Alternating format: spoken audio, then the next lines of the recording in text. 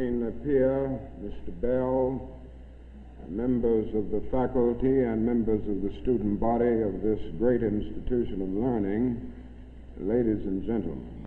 Now, there are several things that one could talk about before such a large, concerned, and enlightened audience. There are so many problems facing our nation and our world that one could just take off anywhere. But today I would like to talk mainly about the race problem, since I'll have to rush right out and go to New York to talk about Vietnam tomorrow, and I've been talking about it a great deal this week and weeks before that. But I'd like to use as a subject from which to speak this afternoon the other America. And I use this subject because there are literally two Americas. One America is beautiful for a situation. And in a sense, this America is overflowing with the milk of prosperity and the honey of opportunity. This America is the habitat of millions of people who have food and material necessities for their bodies, and culture and education for their minds, and freedom and human dignity for their spirits. In this America, millions of people experience every day the opportunity of having life, liberty, and the pursuit of happiness in all of their dimensions. And in this America, millions of young people grow up in the sunlight of opportunity. But tragically and unfortunately, there is another America. And this other America has a daily ugliness about it that constantly transforms the buoyancy of hope into the fatigue of despair. In this America, millions of work-starved men walk the streets daily in search for jobs that do not exist. In this America, millions of people find themselves living in rat-infested, vermin-filled slums.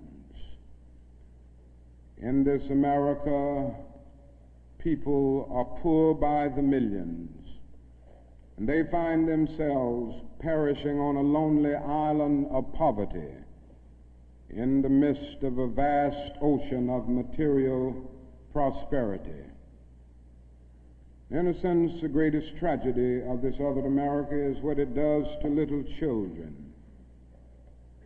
Little children in this other America are forced to grow up with clouds of inferiority forming every day in their little mental skies. And as we look at this other America, we see it as an arena of blasted hopes and shattered dreams.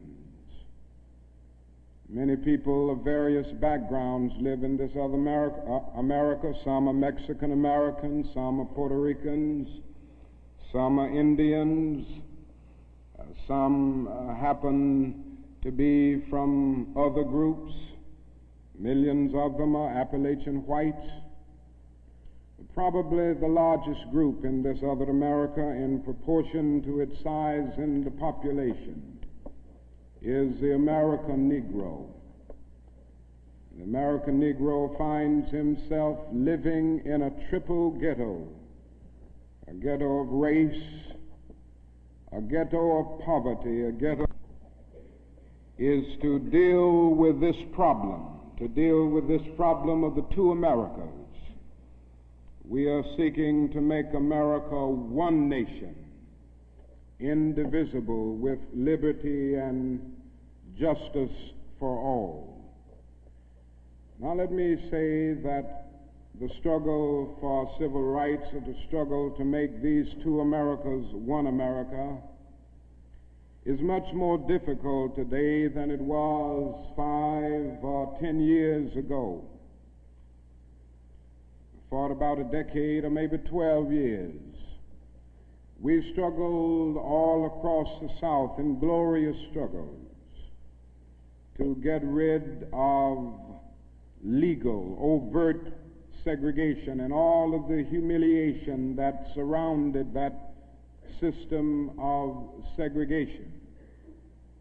In a sense, this was a struggle for decency.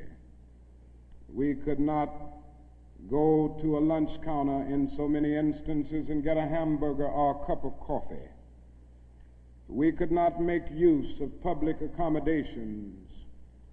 Public transportation was segregated, and often we had to sit in the back, and within transportation within cities, we often had to stand over empty seats because sections were reserved for whites only. We did not have the right to vote in so many areas of the South. And the struggle was to deal with these problems.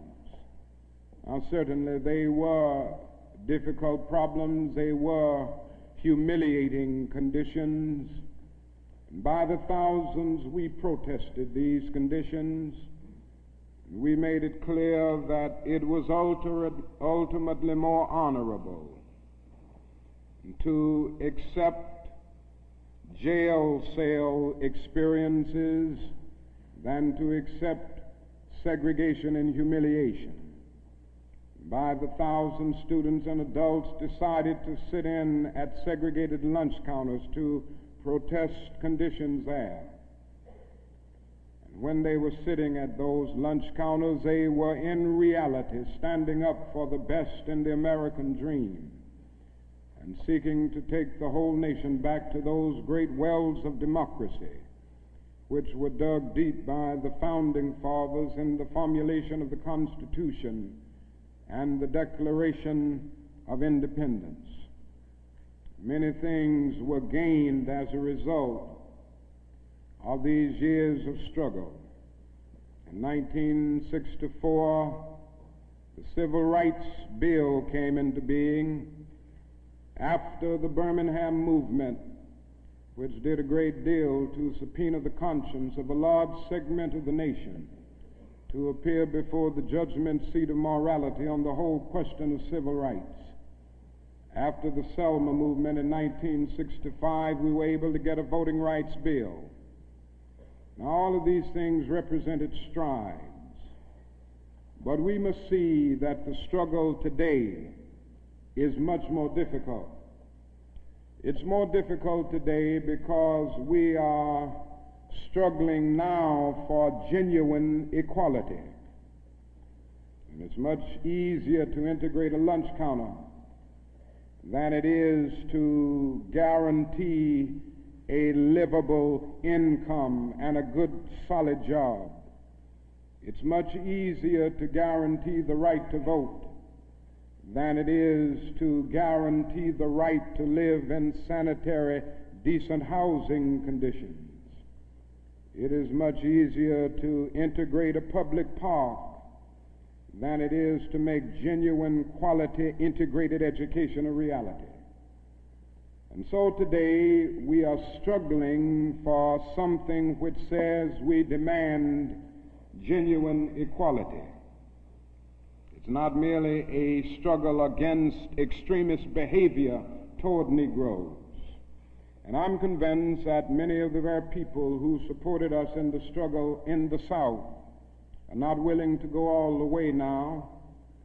I came to see this in a very difficult and painful way in Chicago over the last year, where I've lived and worked. Some of the people who came quickly to march with us in Selma and Birmingham were active around Chicago, And I came to see that so many people who supported morally and even financially what we were doing in Birmingham and Selma were really outraged against the extremist behavior of Bull Connor and Jim Clark toward Negroes, rather than believing in genuine equality for Negroes.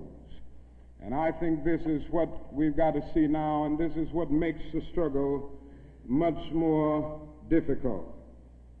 And so as a result of all of this, we see many problems existing today that are growing more difficult. It's something that is often overlooked, but Negroes generally live in worse slums today than 20 or 25 years ago. In the North, schools are more segregated today than they were in 1954 when the Supreme Court's decision on desegregation was rendered. Economically, the Negro is worse off today than he was 15 and 20 years ago. And so the unemployment rate among whites at one time was about the same as the unemployment rate among Negroes. But today the unemployment rate among Negroes is twice that of whites. And the average income of the Negro is today 50% less than whites. And as we look at these problems, we see them growing and developing every day. And we see the fact that the Negro economically is facing a depression in his everyday life that is more staggering than the depression of the 30s. The unemployment rate of the nation as a whole is about 4%. Statistics would say from the Labor Department that among Negroes it's about 8.4%. But these are the persons who are in the labor market, who still go to employment agencies to seek jobs, and so they can be calculated. The statistics can be gotten because they are still somehow in the labor market. But there are hundreds of thousands of Negroes who have given up. They've lost hope. They've come to feel that life is a long and desolate corridor for them with no exit sign. And so they no longer go to look for a job. There are those who would estimate that these persons who are called the discouraged persons would be 6 or 7% in the Negro community. And that means that unemployment among Negroes may well be 16%. And among Negro youth in some of our large urban areas, it goes to 30 and 40%. And so you can see what I mean when I say that in the Negro community, that is a major, tragic, and staggering depression that we face in our everyday lives. Now, the other thing that we've got to come to see now that many of us didn't see too well during the last 10 years, and that is that racism is still alive in American society and much more widespread than we realize. And we must see racism for what it is. It is a myth of the superior and the inferior race. It is the false and tragic notion that one particular group, one particular race is responsible for all of the progress, all of the insights, and the total flow of history. And the theory that another group or another race is totally depraved, innately impure, and innately inferior. And in the final analysis, racism is evil because its ultimate logic is genocide. Hitler was a sick and tragic man who carried racism to its logical conclusion. And he ended up leading a nation to the point of killing about 6 million Jews. And this is the tragedy of racism, because its ultimate logic is genocide. If one says that I am not good enough to live next door to him, if one says that I am not good enough to eat at a lunch counter, or to have a good, decent job, or to go to school with him, merely because of my race, he is saying consciously or unconsciously that I do not deserve to exist. To use a philosophical analogy here, racism is not based on some empirical generalization. It is based rather on an ontological affirmation. It is not the assertion that certain people are behind culturally or otherwise because of environmental conditions. It is the affirmation that the very being of a people is inferior. And this is the great tragedy of it. I say that however unpleasant it is, we must honestly see and admit that racism is still deeply rooted all over America. It's still deeply rooted in the North, and it's still deeply rooted in the South. Now this leads me to say something about another discussion that we hear a great deal, and that is the so-called white backlash. I would like to honestly say to you that the white backlash is merely a new name for an old phenomenon. It's not something that just came into being because shouts of black power, or because Negroes engaged in riots in Watts, for instance.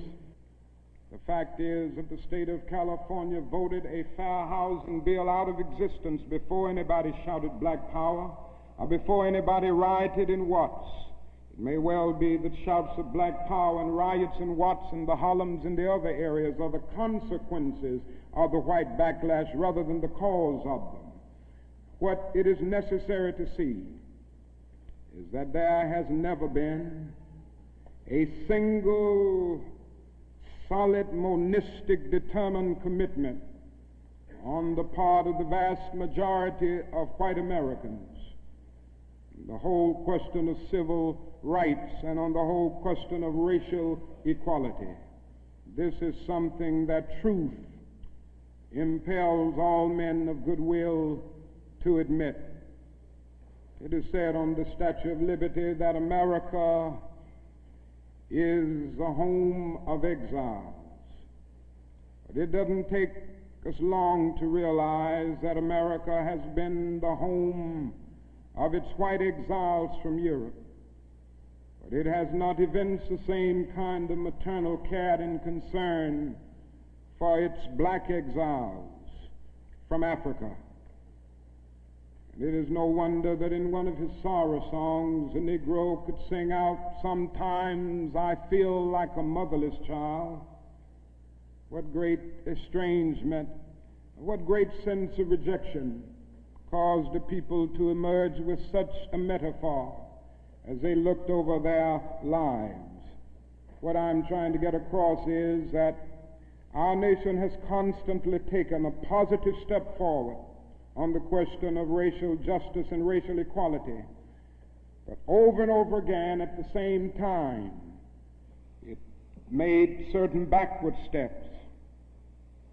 And this has been the persistence of the so-called white backlash. In 1863, the Negro was freed from the bondage of physical slavery. But at the same time, the nation refused to give him land to make that freedom meaningful. And at that same period, America was giving millions of acres of land in the West and the Midwest, which meant that America was willing to undergird its white peasants from Europe with an economic floor that would make it possible to grow and develop. And refused to give that economic floor to its black peasants, so to speak. And this is why Frederick Douglass could say that emancipation for the Negro was freedom to hunger, freedom to the winds and rains of heaven, freedom without roofs to cover their heads. He went on to say that it was freedom without bread to eat, freedom without land to cultivate. It was freedom and famine at the same time. But it does not stop there. In 1875, the nation passed the Civil Rights Bill and refused to enforce it. In 1964, the nation passed a weaker Civil Rights Bill. And even to this day, that bill has not been totally enforced in all of its dimensions. The nation heralded a new day of concern for the poor, for the poverty-stricken, for the disadvantaged, and brought into being a poverty bill. But at the same time, it put such little money into the program that it was hardly and still remains hardly a good skirmish against poverty. White politicians in suburbs talk eloquently against open housing, and in the same breath contend that they are not racist. And all of this and all of these things tell us that America has been backlashing on the whole question of basic constitutional and God-given rights for Negroes and other disadvantaged groups for more than 300 years. So these conditions, persistence of widespread poverty, of slums, and of tragic conditions in schools and other areas of life, all of these things have brought about a great deal of despair and a great deal of desperation, a great deal of disappointment and even bitterness in the Negro communities. And today all of our cities confront huge problems. All of our cities are potentially powder kegs as a result of the continued existence of these conditions. Many in moments of anger, many in moments of deep bitterness, engage in riots. And let me say, as I've always said, and I will always continue to say, that riots are socially destructive and self-defeating. I'm still convinced that nonviolence is the most potent weapon available to oppress people in their struggle for freedom and justice. I feel that violence will only create more social problems than they will solve, and that in a real sense it is impractical for the Negro to even think of mounting a violent revolution in the United States. So I will continue to condemn riots and continue to say to my brothers and sisters that this is not the way. Continue to affirm that there is another way. But at the same time, it is as necessary for me to be as vigorous in condemning the conditions which cause persons to feel that they must engage in riotous activities as it is for me to condemn riots. I think America must see that riots do not develop out of thin air. Certain conditions continue to exist in our society, which must be condemned as vigorously as we condemn riots. But in the final analysis, a riot is the language of the unheard. And what is it that America has failed to hear?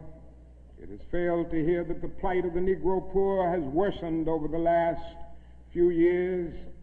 It has failed to hear that the promises of freedom and justice have not been met.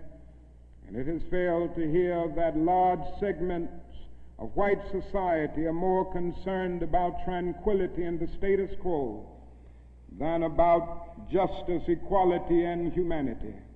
And so in a real sense, our nation's summers of riots are caused by our nation's winters of delay. And as long as America postpones justice, we stand in the position of having these recurrences of violence and riots over and over again. social justice, and progress are the absolute guarantors of riot prevention. Now let me go on to say that if we are to deal with all of the problems that I've talked about, if we are to bring America to the point that we have one nation, indivisible, with liberty and justice for all, there are certain things that we must do. The job ahead must be massive and positive. We must develop massive action programs all over the United States of America in order to deal with the problems that I have mentioned. Now, in order to develop these massive action programs, we've got to get rid of one or two false notions that continue to exist in our society.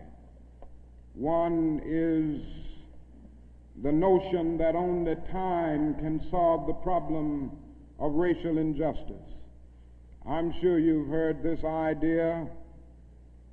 It is the notion almost that is something in the very flow of time that will miraculously cure all evils.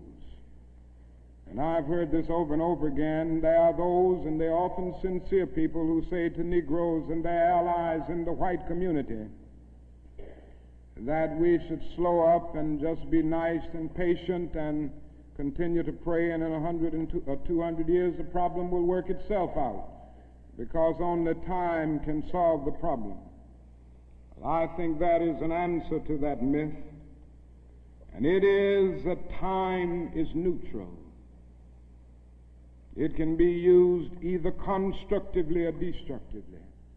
And I'm absolutely convinced that the forces of ill will in our nation, the extreme righteous in our nation, have often used time much more effectively than the forces of goodwill. And it may well be that we will have to repent in this generation, not merely for the vitriolic words of the bad people and the violent actions of the bad people, but for the appalling silence and indifference of the good people who sit around and say, wait on time. Somewhere we must come to see that social progress never rolls in on the wheels of inevitability. It comes through the tireless efforts and the persistent work of dedicated individuals, and without this hard work, time itself becomes an ally of the primitive forces of social stagnation. And so we must help time, and we must realize that the time is always right to do right.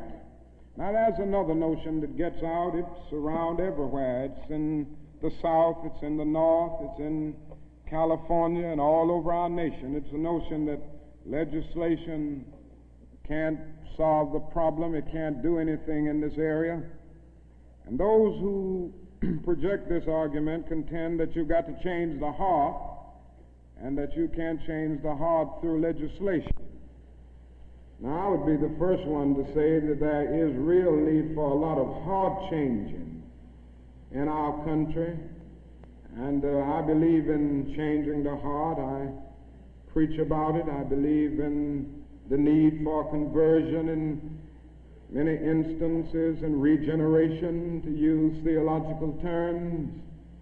And I would be the first to say that if the race problem in America is to be solved, the white person must treat the Negro right, not merely because the law says it, but because it's natural, because it's right, and because the Negro is his brother. And so I realize that if we are to have a truly integrated society, men and women will have to rise to the majestic heights of being obedient to the unenforceable. But after saying this, let me say another thing which gives the other side, and that is that although it may be true that morality cannot be legislated, behavior can be regulated. Even though it may be true that the law cannot change the heart, it can restrain the heartless. Even though it may be true that the law cannot make a man love me, it can restrain him from lynching me, and I think that's pretty important also. And so while the law may not change the hearts of men, it can and it does change the habits of men. And when you begin to change the habits of men, pretty soon the attitudes will be changed, pretty soon the hearts will be changed. Now, I'm convinced that we still need strong civil rights legislation.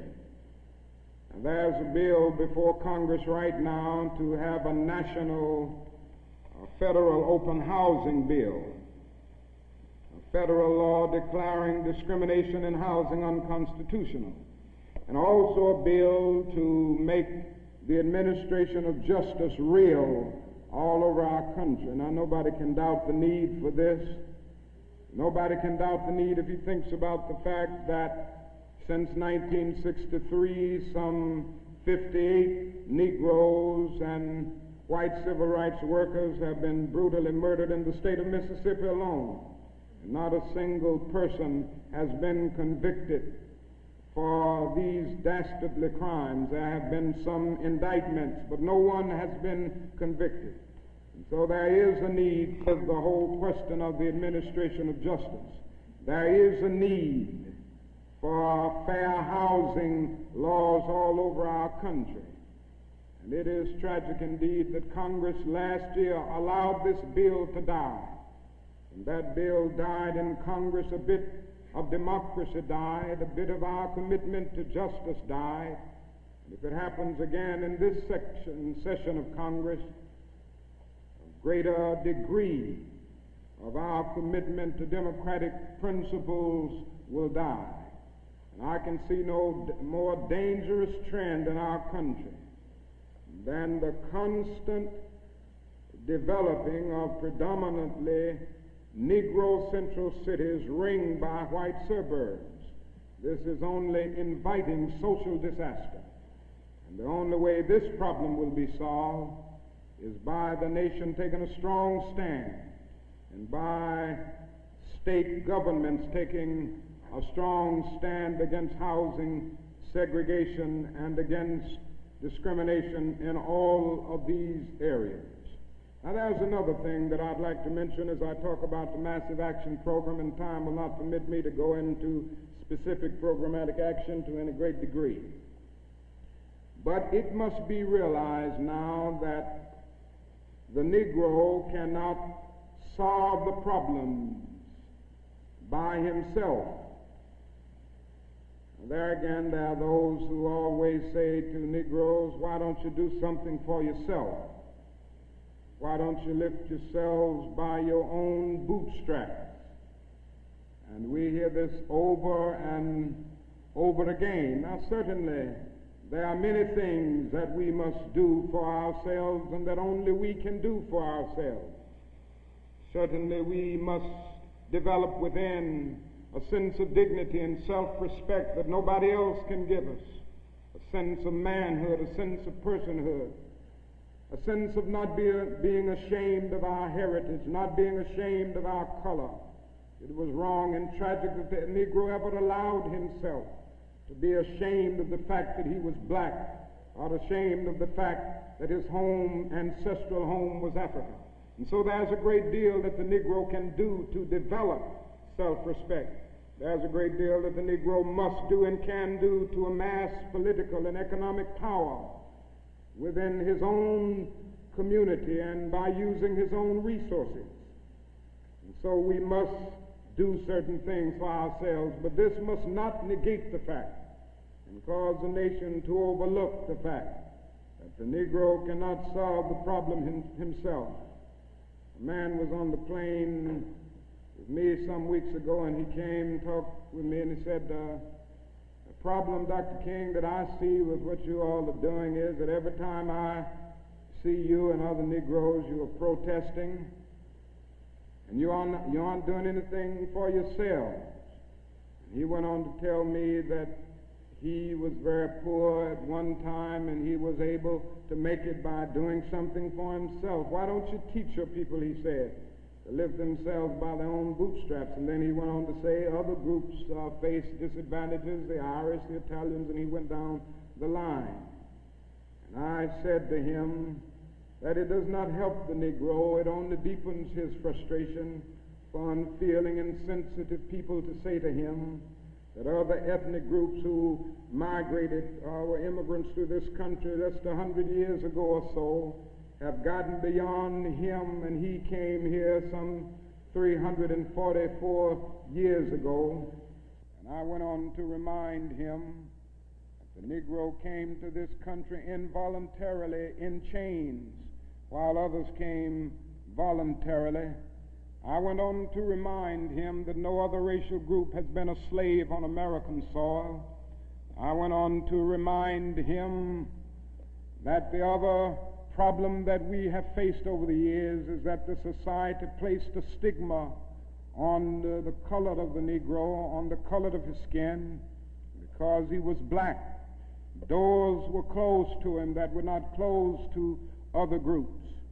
And I'm to say to people that you ought to lift yourself by your own bootstraps, but it is a cruel jest to say to a bootless man that he ought to lift himself by his own bootstraps.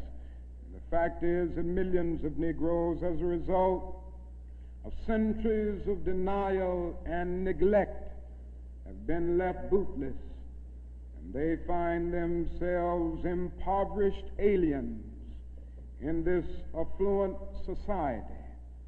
And that is a great deal that the society can and must do if the Negro is to gain the economic security that he needs. Now, one of the answers, it seems to me, is a guaranteed annual income, a guaranteed minimum income for all people and for all families of our country. It seems to me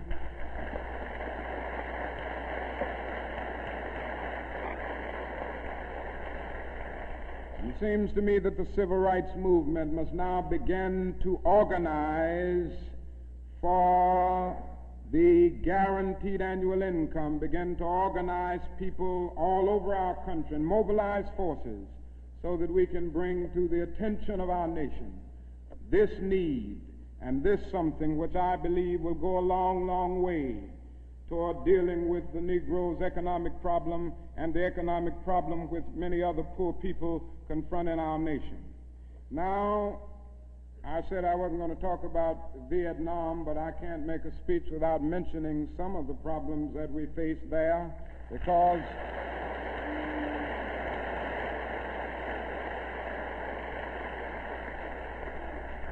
I think this war has diverted attention from civil rights. It has strengthened the forces of reaction in our country and has brought to the forefront the military-industrial complex that even President Eisenhower warned us against at one time. And above all, it is destroying human lives. It's destroying the lives of thousands of the young, promising men of our nation, destroying the lives of little boys and little girls in Vietnam.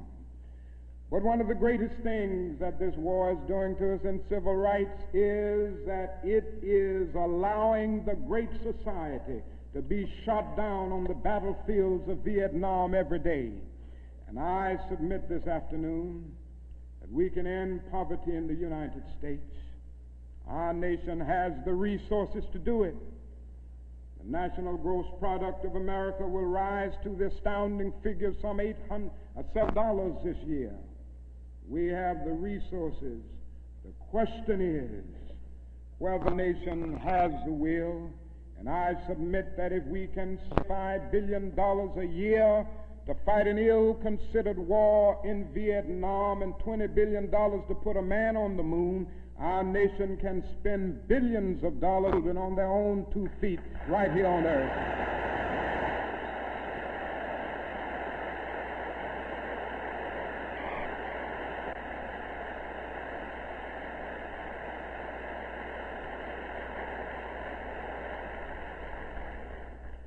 Let me say another thing that's more in the realm of the spirit, I guess. That is, if we are to go on in the days ahead and make true brotherhood a reality, it is necessary for us to realize more than ever before that the destinies of the Negro and the white man are tied together.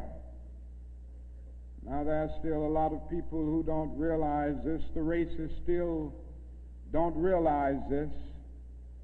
But it is a fact now that Negroes and whites are tied together, and we need each other. The Negro needs the white man to save him from his fear. The white man needs the Negro to save him from his guilt. We are tied together in so many ways: our language, our music, our cultural patterns, our material prosperity, and even our food are an amalgam of black and white. And so there can be no separate black path to power and fulfillment that does not intersect white roots. There can be no separate white path to power and fulfillment short of social disaster. It does not recognize the need of sharing that power with black aspirations for freedom and justice. We must come to see now that integration is not merely a romantic or aesthetic something where you merely add color to a still predominantly white power structure. Integration must be seen also in political terms, where there is shared power and where black men and white men share power together to build a new and a great nation. In a real sense, we're all caught in an inescapable network of mutuality, tied in a single garment of destiny. John Donne placed it years ago in graphic terms: no man is an island entire itself. Every man is a piece of the continent, a part of the main. And he goes on toward the end to say, any man's death diminishes me because I'm involved in mankind. Therefore never sin to know for whom the bell tolls. It tolls for thee. And so we all in the same situation. The salvation of the Negro will mean the salvation of the white man, and the destruction, the life, and of the ongoing progress of the Negro will be the destruction of the ongoing progress of the nation. Now let me say finally that we have difficult days ahead, but I haven't despaired. Somehow I maintain hope in spite of hope, and I've talked about the difficulties and how hard the problems will be as we tackle them. But I want to close by saying this afternoon that I still have faith in the future, and I still believe that these problems can be solved.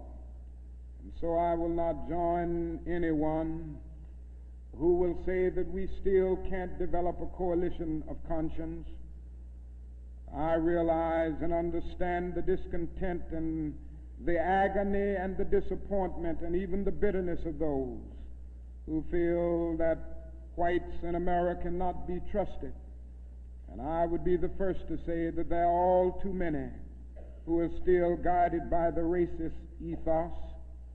But I am still convinced that there are still many white persons of goodwill, and I'm happy to say that I see them every day in the student generation, who cherish democratic principles and justice above principle, and who will stick with the cause of justice and the cause of civil rights and the cause of peace throughout the days ahead. And so I refuse to despair. I think we are going to achieve our freedom, because however much America strays away from the ideals of justice, the goal of America is freedom.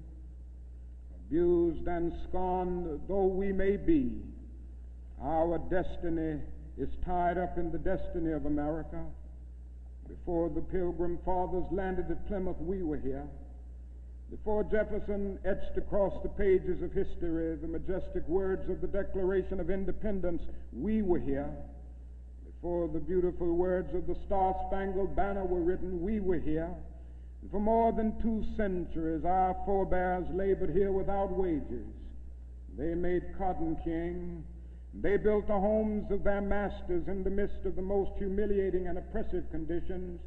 And yet out of a bottomless vitality, they continued to grow and develop. And I say that if the inexpressible cruelties of slavery couldn't stop us, the opposition that we now face, including the so-called white backlash, will surely fail.